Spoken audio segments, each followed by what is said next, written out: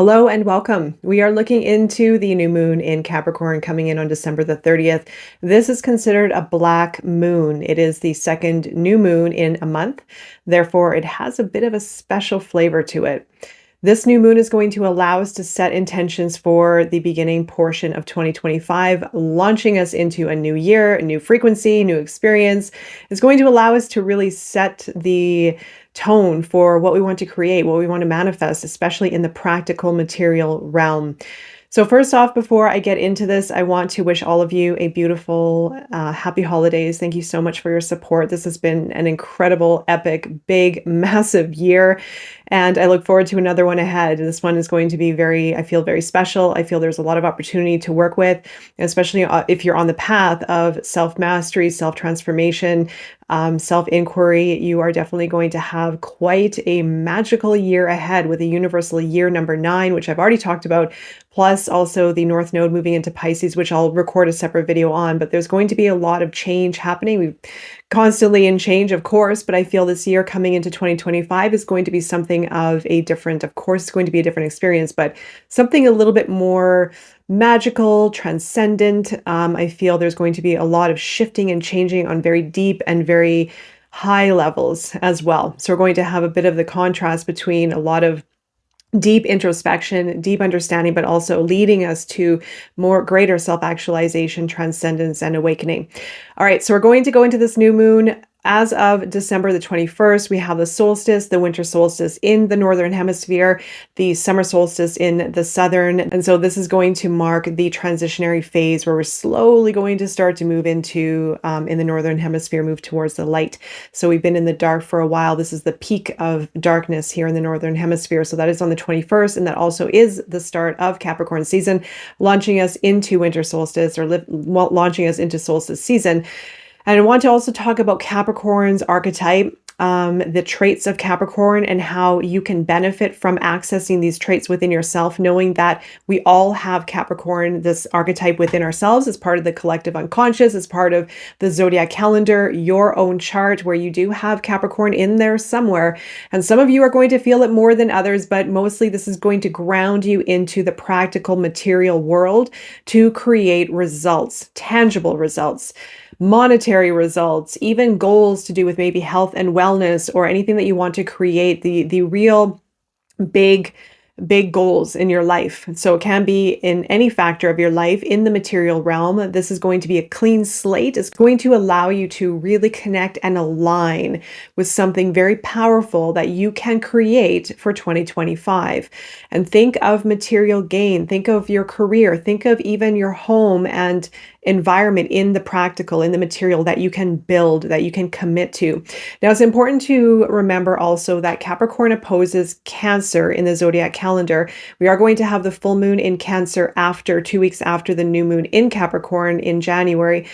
And these two signs are probably arguably the most resilient zodiac signs. Because Capricorn is ruled by Saturn, there is a no-nonsense energy about this. It's about getting straight to the facts. It's about getting straight to the processes and structures and strategies and the pathway towards success, towards achieving those goals. Of course, the archetype of the sea goat is the goat that climbs to the highest of highs, climbs to the highest of mountains. So what can you commit to that you're willing to put your effort into that will allow you to achieve your goals? So going back to Saturn as Capricorn's ruling planet, I'm sure many of us out there don't really appreciate Saturn's lessons that are learned, the hard lessons that we have to go through. However, those hard lessons shape us. Now, I want to go back to the resiliency of Capricorn. When we go through those hard lessons, whatever they are, big or small, usually probably the biggest ones are going to be our biggest teachers, our biggest lessons that we can learn through. They are going to shape us and mold us in some kind of way. It's also going to allow us to become stronger, more resilient. It's going to also allow us to become more mature and developed within ourselves if we look at those challenges as opportunities and overcome them. So you can even look back to 2024 at what big, massive challenges did you face Even big or small, but probably the bigger ones. What realizations, what challenges have you overcome that have shaped you to today? And what do you want to create as a result? Who are you now moving into this new chapter because of the adversity that you've overcome? Now, even if you're still facing challenges, what challenges can you work through by incorporating resiliency and determination for you to grow, for you to mature, for you to evolve, and for you to become stronger? This is, like I said, a very resilient, no nonsense archetype. This is all about learning through perseverance, learning through failure, learning through mistakes, learning through commitment and dedication. And as I mentioned, this is opposing Cancer. These are the two most resilient, in my eyes, the two most resilient archetypes in the zodiac calendar. Cancer is emotional resiliency, and Capricorn is physical resiliency. You can also look at your body as well, maybe even incorporating new habits to make your body stronger in some kind of way, if that resonates with you. But this is a new moon, so this is time to set new intentions. Even look at ways that you can approach challenges and situations, maybe committing to yourself to approach challenges with more grit, or maybe a bit more resiliency, or a bit more commitment towards yourself and your goals. You can also look at building a strategy and a plan and a roadmap for your future. You can also set intentions to align you now that we're out of Sagittarius season, which Sagittarius, I should mention, is all about aligning with our inner truth. You may have had an opener of some kind during Sagittarius season where you had a vision, you had a feeling, you had a sense of where you want to go. Now, this is the time to build it and make it happen in the practical realm. I'm going to look at 3 different archetypal traits of Capricorn that you can use for your intention settings to understand what this archetype is all about and how you can integrate it into your practice for your intentions. Now, remember, with the new moon, you want to write down your new intentions as a commitment towards yourself and a commitment to maybe others, or the goal of your path forward, of what you want to maybe create in the first quarter of 2025, how you want to start the year, or at least how you want to set yourself on or what you want to set yourself on track for. It is a bit of a foundation that we can create with this archetype. Remember, this is initiation, it's building that foundation. The first one is going to be mastery through patience. So Capricorn embodies the wisdom of steady progress. It teaches us the power of commitment and how long-term growth stems from persistence and deliberate effort. The second one is going to be inner authority. Beyond external success, Capricorn invites you to connect with your inner authority, the part of you that knows your truth and leads from a place of integrity. This trait helps you take responsibility for your life and decisions, stepping into self-mastery. And the third one is soulful legacy. Capricorn's deeper essence revolves around creating a legacy, not just in material terms, but in the impact you leave on others and in the world. It inspires you to align with your soul's mission and contribute something meaningful to the collective.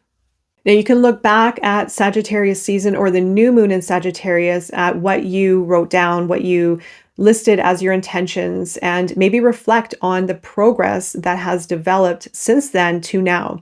And how can you carry through maybe the opening that you had discovered during the new moon in Sagittarius to now build it into the practical material realm?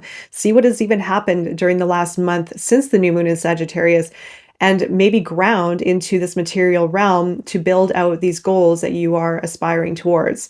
This is all about creating our vision, the feeling, the sense of our soul's purpose, of our direction, of what we are dreaming of, to build it out. Remember that. So again, this is going to launch us into 2025. This is going to align us more in a more serious and committed manner to what we want to create, who we want to be, the kind of life that we want to build. I'm going to also leave a couple journal prompts here for inspiration. You can use these or you can create your own. The first one is going to be, what lessons have I learned this year that I can carry forward as wisdom into 2025?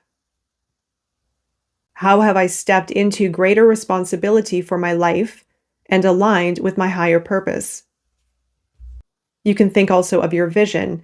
What am I ready to commit to in 2025 that reflects my soul's mission and long-term goals? And finally, what structures or practices can I create to support my growth and manifest my vision in the coming year? With new moons, especially this one, you're going to want to get really clear with your vision, what you see on the horizon. You can work with a visualization meditation. We have our meditation group on the Hive where we do this work. You're welcome to join. The link is going to be below. And also the Moon group where we do work on each lunar cycle, lunar phase, I should say, in a collective manner over at the Hive as well. So the link is below. But you can also, on your own practice, visualize your future unfolding and connect with your trust, connect with the vision of the steps that need to be brought into your manifestation practice in order for you to get to where you want to go, knowing that each step is a step in the direction of creation. It's nice to know your long-term goals and what you want, but knowing that each day, each moment in the present moment is part of you creating your future. Every decision we make in the present, the connectedness that we have with ourself, the knowing that we have within ourselves, the trust that we have within ourselves, and the resiliency, the practical creation aspect in the practical, the work that we can do, the work that we can dedicate towards, all contributes towards our future, our thoughts, our emotions, and our physical, our soul, and our physical ability to create, manifest what we are desiring in our life, the change that we want to see in our world, the dreams that we want to see unfold, the type of life that we want to experience, all comes from this point where we connect with that intention. That is very important to remember. So during this new moon, you want to visualize, you want to speak your intentions into the universe to make it so, to solidify. You want to write them down on paper, journal, get clear with the steps that you need to take in order for you to get to where you want to go. This is about strategy. It's a no-nonsense energy. It's about clarity, direction, procedures, strategies, getting things done, and preparing to commit to what needs to be done for your goals for the future. All right, so I'm wishing you all the best during this epic new moon to end off 2024. I'm wishing you a beautiful holiday as well, sending my love, best wishes, and I'll see you again very soon. Take care.